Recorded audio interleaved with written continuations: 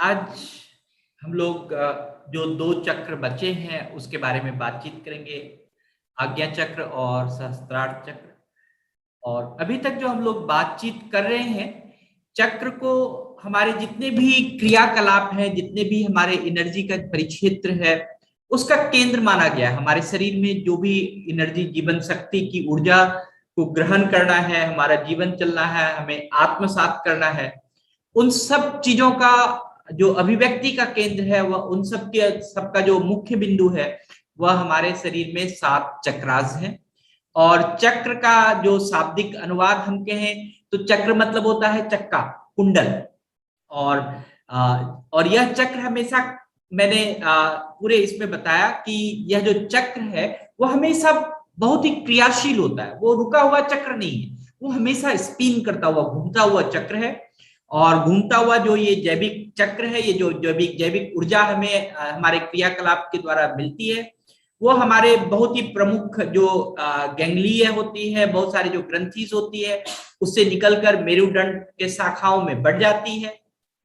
और सामान्य तौर से हमने बताया कि हमारी 3 नाड़ियां हैं, जो इड़ा, पिंगला और सुषुम्ना। उसके थ्रू ये चक्रास में एनर्जी का स्रोत जो है, एक चक्रास की एनर्जी दूसरे चक्रास में जाते रहता है। और हमने ये बताया कि जो सामान्यतः हमारे जो 6 चक्र हैं, वह जो है वह हमारे मेरुदंड में है, हमारे स्पाइनल कॉर्ड में बटा हुआ है। और सामान्यतः अगर हम इसको कहें कि जो मेरुदंड है वो हमारे जीवन का आधार है। और मेरुदंड से अगर हम मेरुदंड के नीचे से ऊपर उठते हुए माथे के मध्य वृत्ति तक हम अगर जाए, सर तक जाए, तो वहां तक जो चक्रास है, वो चक्रास की एनर्जी जो है वो आपके शरीर में पूरा समाहित रहता है। और जो 7वां चक्र है, इसको कायिक क्षेत्र कहते हैं, जिसमें कि इस जो 7वां सहस्त्रार्थ चक्र है उसका मेरुदंड से कुछ नहीं लेना देना, उसके आपके सर से लेना देना है। हम लोग उसके बारे में भी बात करेंगे। लेकिन जो ये 6 प्रमुख चक्र हैं, ये चेतना के मूल अवस्था से परस्पर जुड़े होते हैं। जो आप कॉन्शियस हैं, उससे सब एक चक्र दूसरे चक्र से 6 के 6 चक्र जुड़े हुए हैं। और ऐसा माना जाता है कि जो मेरुदंड है वो हर एक चक्र के जो शारीरिक क्रियाकलाप है उसके उसके थ्रू जो है कि वह नियंत्रण करता है। अगर हम आपको पहले भी बताया था, अभी भी बता रहे हैं कि अगर किसी शब्द का परीक्षण किया जाए, अगर किसी मेडिकली किसी चीज को देखा जाए, तो इसका चक्र का कोई खुलासा नहीं होता, चक्र किसी को दिखाई नहीं पड़ता है। इसीलिए अधिकांश लोग यह सोचते हैं कि यह कल्पना है कि चक्र है हमारे शरीर में। लेकिन सुदूर पूर्व बहुत सारे परंपराएं हैं, बहुत सारा धर्म ग्रंथ है, बहुत सारी चीजें हैं जिसमें कि अच्छी तरह से चक्र के अस्तित्व की प्रामाणिकता जो है वो मिलती है। और चक्र, हमें यही समझना चाहिए कि हमारे शरीर में ऊर्जा का केंद्र है, वह मेरुदंड में स्थित है। मेरुदंड के आधार से ऊपर उठकर खोपड़ी के मध्य तक मानव के तंत्रिका तंत्रों के हिसाब से वो बटा हुआ है, उसका हर हिस्सा।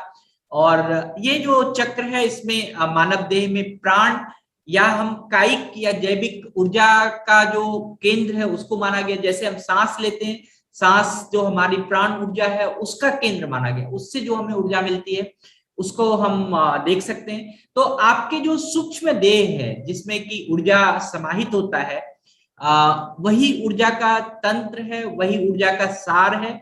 और हम ब्रह्मांड में जितने भी जीवन का स्रोत है अगर हम कहें, तो यह जो हमारे चक्रास है, यह जो ऊर्जा है, ये हमारा जो प्राण गति है, वही हमारे जीवन का स्रोत है। और 7 जो चक्र था, हमने पहला चक्र बताया था मूलाधार चक्र, जिसको हम रूट चक्र कहते हैं। और मेरुदंड के अंतिम हड्डी जिसको कॉक्सिकस कहते हैं, उसमें है स्वादिष्ठान चक्र जो है, इसको त्रियक चक्र भी कहा जाता है। ये अंडाशय के पास जो पुरस्थ ग्रंथि है उसके पास होता है। मणिपुर चक्र जो ये स्नायु जाल चक्र भी कहलाता है, और यह नाभि क्षेत्र के पास है।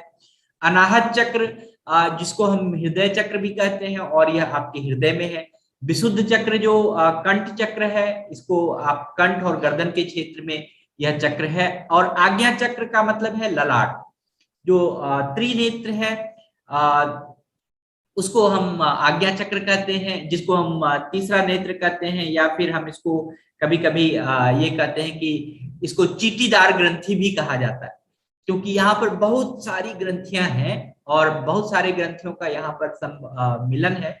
और जो सहस्त्रार चक्र है, सातवां चक्र, वो शीर्ष के ऊपर सिर का शिखर है। और जब हम लोग बातचीत कर रहे थे ब्रह्मरंध्र का, एक नवजात शिशु का अगर आप सर देखिए तो जो मुलायम स्थान होता है उसी को हम सहस्त्रार चक्र कहते हैं।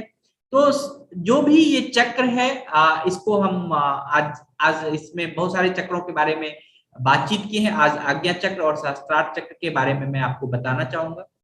आज्ञा चक्र जो है ये भ्रू मध्य का मतलब होता है कि दोनों आंख के बीच में जो भ्रुकुटी है, भ्रुकुटी मतलब ये दोनों भुवों के बीच में जो है वहां पर आज्ञा चक्र होता है।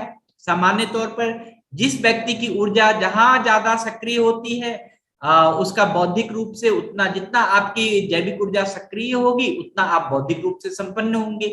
तो जो संवेदनशील है, तेज दिमाग का बन जाना अगर हम कहें, लेकिन सब कुछ जानने के बाद भी मौन रहना, यह भी इस चक्र की एक बहुत ही पारंपरिक एक अवधारणा है कि इस चक्र का जब आज्ञा चक्र अगर आपका जगा हुआ होता है तो आप सब चीज समझ रहे हैं फिर भी आप मौन है, तो तब भी ये आज्ञा चक्र जगा हुआ है।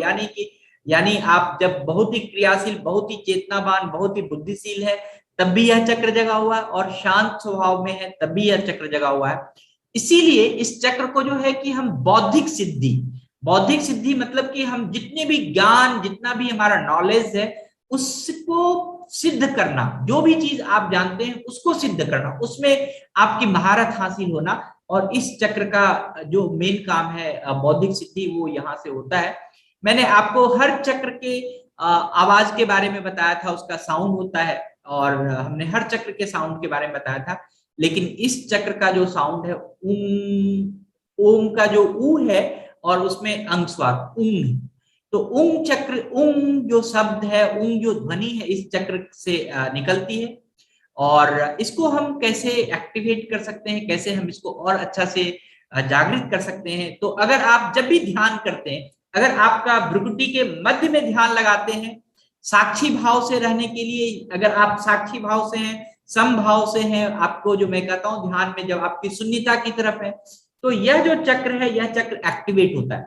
इसी चक्र को हम जागृत हो जाता है अपने आप, सिर्फ और सिर्फ अगर आप यहाँ पर ध्यान लगाएं तो यहां से ही यह जो आज्ञा चक्र है आपका जागृत हो सकता है। आप बहुत ही बुद्धिमान हो सकते हैं, बहुत ही क्रियाशील हो सकते हैं, और इस चक्र के जागरण से आप में अपार शक्ति, अपार सिद्धि, जितने भी नॉलेज है, जो चीज मैं बोल रहा हूँ उसकी सिद्धि आपको आपके पास निवास करना शुरू कर देगी। आज्ञा चक्र के जागरण से आपको लगेगा कि आपकी सभी जितनी भी शक्तियां हैं वह जाग पड़ी है, और आप एक कभी कभी व्यक्ति अगर अच्छे से ध्यान करे तो उस आज्ञा चक्र के सिद्धि से व्यक्ति सिद्ध पुरुष बन जाता है। और जो सातवां चक्र है, अंतिम चक्र है, मैं उसके बारे में बताऊंगा, सहस्त्रार चक्र है। सहस्त्रार चक्र की स्थिति जो है मस्तिष्क के मध्य भाग में, अर्थात जहां चोटी रखते, मैं तो चोटी रखता हूं, मेरी चोटी यहाँ पर है, लेकिन जो चोटी नहीं रखते हैं तो आप ये समझिए कि जो आपका जो सर है उसके मध्य भाग में ये चक्र है। यदि व्यक्ति यम नियम का पालन करते हैं, जो हमने अष्टांग योग में शुरू में ही आपको बताया था, यम और नियम का पालन करते हैं, तो यहां तक आप इस चक्र तक आप पहुंच सकते हैं। और यह चक्र जो है जीवन का आनंदमय होने का, जीवन में सबसे ज्यादा खुशी होने का, जीवन में अपार खुशी होने का, जॉयफुल होने का ये स्थिति यही इसी चक्र की स्थिति से होता है। और आप संसार में बहुत ऐसे लोग होते हैं जिसको हम कहते हैं संन्यास, सिद्धि, इन सबसे कोई मतलब नहीं होता है। आप जहां भी रहेंगे, जैसे भी स्थिति में रहेंगे, कोई संन्यास लेने की जरूरत नहीं, कोई पर्वत पे जाने की जरूरत नहीं, कहीं भी नहीं। अगर यह चक्र आपका जागृत है, आप हर क्षण, हर स्थिति में आप खुश रह सकते हैं। और इस चक्र को जागरण करने के लिए जो है मैं आपको बता दूं कि जो हमने पूरे अभी तक 6 चक्र तक पहुंचे हैं, तो मूलाधार चक्र से होते हुए सहस्त्रार चक्र तक पहुंचा जा सकता है। मतलब अगर आपके सारे चक्र नीचे से लेकर ऊपर तक एक्टिव नहीं होंगे तब तक ये चक्र जल्दी से जागृत नहीं होता है।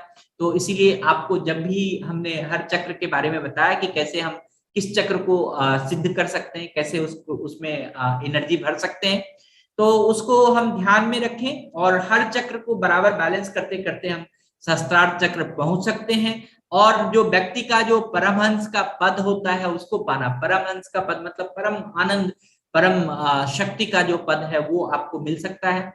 जो अगर यह चक्र जागृत हो जाए शरीर में, तो शरीर की संरचना में इस स्थान का अनेक महत्वपूर्ण, और अगर हम कहें कि विद्युतीय या जैविक विद्युतीय संग्रह, विद्युतीय या जैविक जो करंट है, बिजली है, वो क्या होती है, इतनी एनर्जी होती है कि वो बल्ब जला देता है, बड़े बड़े मशीन जला देता है, बड़े बड़े मशीन को चला सकता है, बहुत चीज कर सकता है। तो इस चक्र के जागरण से बहुत सारे ऐसे तरंग आपके शरीर में आ जाता है कि आपके बातचीत से, आपके वहां पहुंचने से, आपके वहां पर उपस्थित मात्र होने से वहां का जो है हाव भाव, वहां का वातावरण बदल जाता है। और खास करके इसी चक्र को हम कहते हैं मोक्ष का द्वार। जो सहस्त्रार्थ चक्र है, इस चक्र में आप देखेंगे कि कोई व्यक्ति अगर आपके सामने आ जाए तो आपको लगेगा कि हाँ, देख के ही आपका मन प्रसन्न हो गया, आपकी जो ऑरा है, आपका जो पूरा शक्ति है वो पूरी जागृत हो जाती है और पूरा पॉजिटिव जागृत होती है, आनंदमय तरीके से जागृत होती है। तो आज हमने आपको पूरे सातों चक्र के बारे में बताया है, और कल हम देखेंगे कि इस पूरे चक्र के बारे में आपको छोटा छोटा मतलब कि जो बृहद नहीं, आपको एक एक लाइन की जानकारी हम आपको दे दें। हम ये चक्र को जागरण करने के लिए या इस चक्र के लिए बहुत ज्यादा आपको मेहनत करने के लिए नहीं बोलते, लेकिन आपको ये ज्ञान होना चाहिए। जब भी योग कर रहे हैं, जब भी ध्यान कर रहे हैं, जब भी हम आसन कर रहे हैं, जब भी नियम यम संयम कर रहे हैं, तो इन सब के बारे में ध्यान होना चाहिए। और ये सारी एनर्जी अपने आप भी जग सकती है हमारे शरीर में, तो हमें पता होना चाहिए कि हमारे शरीर में ये एनर्जी जगी है, तो हम उसका उपयोग कैसे करें, अच्छे से हम उसको कैसे अच्छे कामों में लगाएं। तो आज के लिए बस इतना ही। Thank you very much.